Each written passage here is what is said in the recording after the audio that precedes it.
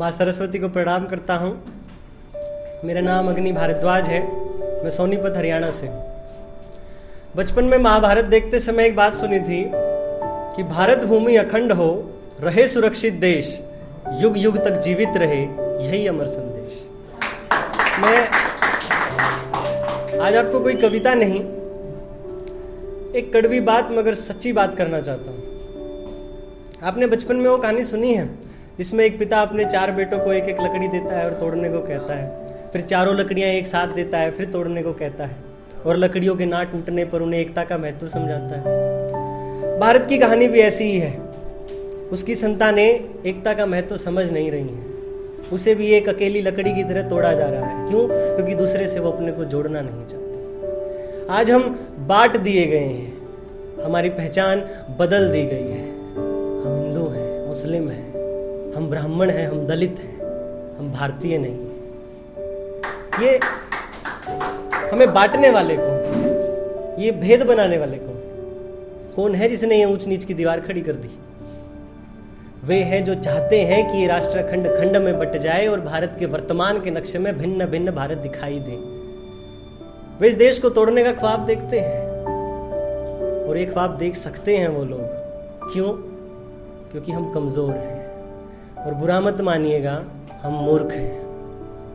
हम मूर्ख हैं क्योंकि हम अपने देश से ज्यादा अपने राष्ट्र से पहले अपनी अपनी जात पंथ संप्रदाय को रखते हैं और इसी के जंजाल में फंसाकर वो एक ख्वाब बुनते हैं। इस देश को टूटने से बचाइए, क्योंकि माँ भारती जब ये दृश्य देखती होगी तो ये सोचती होगी कि इससे अच्छा तो मैं गुलाम ठीक थी। उस समय इस देश की संतानें एक होकर मेरे लिए दुश्मन से लड़ती तो थी, मगर आज वो क्या करे जब उसके अपने ही बेटों ने उसे ऊंच नीच और जात पात की बेड़ियों में जकड़ दिया। अब लेकिन ये हमें तय करना है, ये हमें तय करना है कि हमें उनके इस नापाक इरादे को पूरा होने देना है या उसे चूर चूर करना है। तो आइए क्यों ना अपने विचारों के हथौड़ों से, अपनी एकजुटता की छेनी से हमारे बीच खड़ी इस दीवार को गिरा दें और दुश्मन को दिखा दें कि हिम से गिरे पहाड़ों से लेकर उफान मारते समंदर तक पूरा भारत एक है।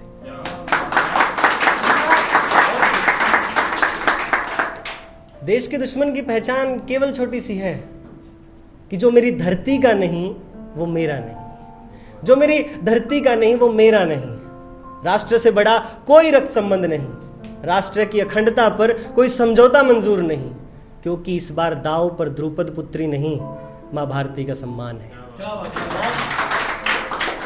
हम ये जानते तो हैं, लेकिन अब इसे मान भी लेना होगा कि हिमालय से लेकर समंदर पर्यंत तक की पग पग भूमि हमारी अपनी भूमि है और हमें घमंड करना होगा अपनी पहचान पर, जो केवल इतनी सी है कि मैं भारतीय हूं, मैं भारतीय हूं।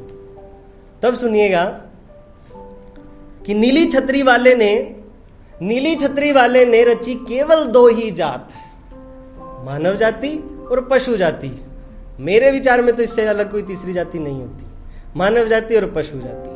कि नीली छतरी वाले ने रची केवल 2 ही जात, सत्ता बोले ना जितने पेड़ के पात उतनी जात। नीली छतरी वाले ने रची केवल 2 ही जात, सत्ता बोले ना जितने पेड़ के पात उतनी जात। चलने को नहीं गिनती बड़े हमारी, इसलिए उठा रहे हैं हाथ। गिनती बड़े हमारी इसलिए उठा रहे हैं हाथ, राष्ट्र से आगे जाति बड़े हमारी इसलिए मांग रहे हैं साथ। आग लगा उपवन में, आग लगा उपवन में वो माली नींद भर सोता है, आग लगा उपवन में वो माली नींद भर सोता है। झुलसता उस तपन में भारत बिलख कर रोता है, झुलसता उस तपन में भारत बिलख कर रोता है। राष्ट्र से ऊंची जाति। एक सवाल कर रहा हूं आप सभी से, इस देश से, इस समाज से और अपने आत्मा से आप अपने खुद सवाल कीजिएगा कि राष्ट्र से ऊंची जाति, राष्ट्र से ऊंची जाति क्या भारत की ये रीत होगी? कसौटी के इस युद्ध में आखिर किसकी जीत होगी?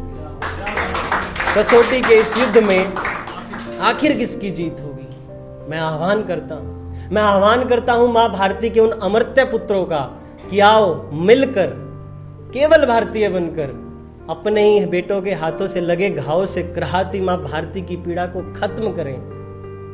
आओ देश का मौसम बदलें, जहां ना कोई सवर्ण हो, ना कोई दलित हो, ना कोई ऊंचा हो, ना कोई नीचा हो, जहाँ केवल भारतीय हो, केवल भारत हो। जय माँ भारती, वंदे मातरम।